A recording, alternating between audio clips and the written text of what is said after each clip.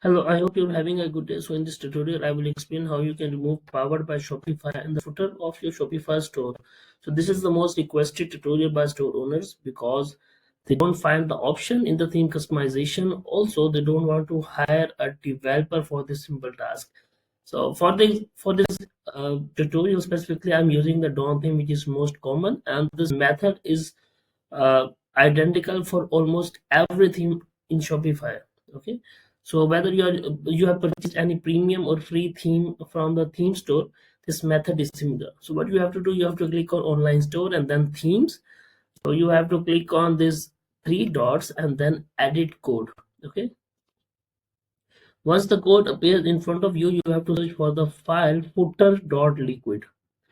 Okay, footer.liquid, and then you have to click on like Control F by clicking inside the footer.liquid and then clicking on press the Control F and then search for the keyword powered. Okay, so the keyword is powered and then you have to click on next. So this line of code appears in front of you. We just have to comment this line. So what is the format or syntax to comment? Let me explain you. You have to type like this.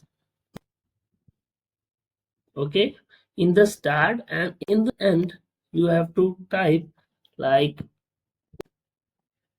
this is how the comment is done, and now this line of code is not running for the front end of your Shopify store. Okay, so we just have to click on save and then let's refresh, and the powered by Shopify text will be removed.